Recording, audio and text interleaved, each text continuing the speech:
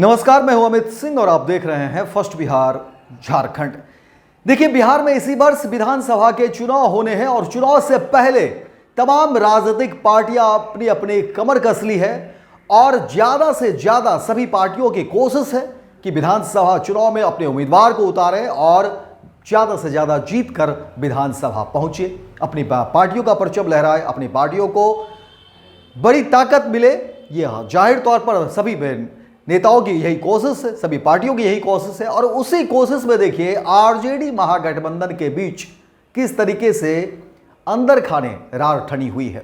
बात कांग्रेस की करते हैं। देखिए, कांग्रेस लगातार कोशिश कर रही है कि जो कांग्रेस का पिछला जनाधार रहा है उसको किसी तरह से वापस लाए। उस जनाधार को बेहतर करने के लिए कांग्रेस हर रोज जो है कवायद कर रही है। देखिए, राहुल गांधी का लगातार दौरा हो रहा है बिहार में और नए नए समीकरण, नए नए फार्मूले लागू करने की कोशिश में जो है कांग्रेस जुटी हुई है। लेकिन जो नया मामला हम आपको बताते हैं, जिसको लेकर के कहा जा रहा है कि अब कांग्रेस किस तरीके से जो है रणनीति अपना रही है और इस रणनीति का जो है असर क्या देखने को मिलेगा। देखिए, कृष्णा अल्लावरू कांग्रेस प्रभारी है, बिहार कांग्रेस प्रभारी हैं, उसकी जो नीति रही है, जिस नीति के साथ वो काम कर रहे हैं, उसमें कहा जा रहा है कि ज़्यादा से ज़्यादा सीट शेयरिंग को लेकर के किस तरह से वो काम कर रहे हैं। आगामी विधानसभा चुनाव को देखते हुए कांग्रेस पार्टी ने अपनी तैयारी तेज कर दी है। वहीं रविवार को देखिए गांधी मैदान स्थित एक होटल में पार्टी विधायक दल की महत्वपूर्ण बैठक होती है, जिसमें सीटों के बंटवारे, संभावित उम्मीदवारों की समीक्षा के अलावा संगठनात्मक मजबूती पर गहन चर्चा हुई। बैठक की अध्यक्षता प्रदेश अध्यक्ष राजेश राम ने की, जबकि इसमें प्रदेश प्रभारी कृष्णा अल्लावरू और सह प्रभारी सुशील पासी समेत कई वरिष्ठ नेता विधायक मौजूद रहे। जबकि बैठक का मकसद पार्टी की विनिंग सीट की पहचान करना और जमीनी कार्यकर्ताओं से जुड़े मुद्दे को समझना था। पार्टी की रणनीति के तहत गांव-गांव चौपाल और जनसंवाद अभियान चलाया जा रहा है, जिसके जरिए जमीनी हकीकत का आकलन किया जाएगा। पार्टी सूत्रों के अनुसार इस जनसंपर्क अभियान के माध्यम से जनता की नब्ज को टटोलने की बात कही जा रही है। वहीं हाल ही में देखिए इंडिया गठबंधन की बैठक के तहत जो है कांग्रेस सहित सभी घटक दलों की दावेदारी वाली सीटों की सूची और संख्या मांगी गई। यह सूची गठबंधन समन्वय समिति के चेयरमैन तेजस्वी यादव को सौंपी जानी है। कांग्रेस इस दिशा में अपनी तैयारी पूरी कर रही है और संभावित नामों की सूची अंतिम रूप देने में जुटी हुई है। बैठक में इस विधायकों द्वारा देखिए पिछले 4.5 वर्षों में किए गए कार्यों की भी समीक्षा की गई। पार्टी की नज़र उन चेहरों पर है जो क्षेत्र में सक्रिय रहे हैं और जिनका प्रदर्शन संतोषजनक रहा है। पार्टी नेतृत्व ने स्पष्ट किया है कि इस बार उम्मीदवार चयन सर्वे रिपोर्ट और जमीनी पकड़ के आधार पर ही किया जाएगा।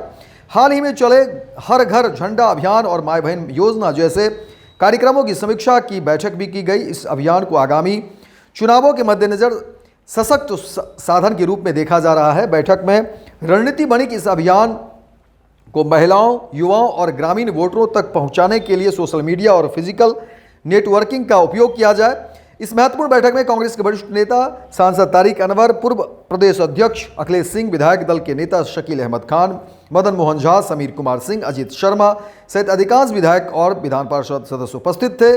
कांग्रेस बिहार चुनाव 2025 को लेकर अब तक कोई कसर नहीं छोड़ना चाहती। जमीनी कार्यकर्ताओं से फीडबैक, जनसंवाद, गठबंधन समन्वय और उम्मीदवार चयन की प्रक्रिया को लेकर पार्टी पूरी तरह से सक्रिय हो चुकी है। अब देखना यह होगा कि यह रणनीति आगामी विधानसभा चुनाव में कांग्रेस को कितना मजबूती दिला पाती है। और कांग्रेस की कोशिश है कि अभी से ही जमीन को तैयार करना और जाहिर तौर पर देखिए सीट शेयरिंग के मुद्दे पर कांग्रेस की जो सोच है उस नीति के साथ जो है कांग्रेस काम कर रही है। और इस बार भी कांग्रेस की कोशिश है कि 70 सीटों पर कम से कम वो चुनाव लड़े और ऐसा होगा तो फिर तेजस्वी यादव के लिए मुश्किलें बढ़ाएगी, क्योंकि तेजस्वी यादव देखिए आरजेडी महागठबंधन में 7 दल है और 7 दलों को सबको लेकर के तेजस्वी यादव को चलना है। अब देखना दिलचस्प होगा कि इस परिस्थिति में तेजस्वी यादव क्या करते हैं, इस मुश्किल का सामना कैसे करते हैं, क्योंकि कांग्रेस कहीं न कहीं तेजस्वी यादव की मुश्किलें जरूर बढ़ाएगी सीट शेयरिंग के मुद्दे पर।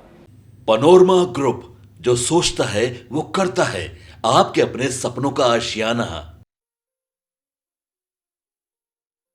ये लो मुंह मीठा करो, आज मैंने अपना जॉब छोड़ दिया, अब हम पूर्णिया वापस जाएंगे। जॉब छोड़ दिया है? मतलब ये घर कैसे चलेगा? हम करेंगे क्या? और माँ बाबूजी क्या बोलेंगे? इसलिए मैं एक और मिठाई का डब्बा लाया। अपने बिजनेस के लिए लोन अप्रूव हो गया। अरे लोन अप्रूव हो गया वो तो ठीक है, लेकिन पूर्णिया में हम रहेंगे कहाँ? अपना घर भी तो नहीं है वहां। इसलिए तो एक और मिठाई का डब्बा अलग से लाया हूं। हमने पूर्णिया में घर ले लिया है, पूर्णिया के ई होम्स पैनोरमा में। पूर्णिया में पैनोरमा ग्रुप लेकर आए हैं ई होम्स पैनोरमा। बड़ा घर, आलीशान जिंदगी और अत्याधुनिक सुविधाओं के संग। अरे अरे, अब क्यों मुंह मीठा करवा रही हो? क्योंकि हम घर वापसी जो कर रहे हैं। घर वापसी की खुशी पूर्णिया में ई होम्स पैनोरमा के संग। E homes panorama, luxurious lifestyle redefined.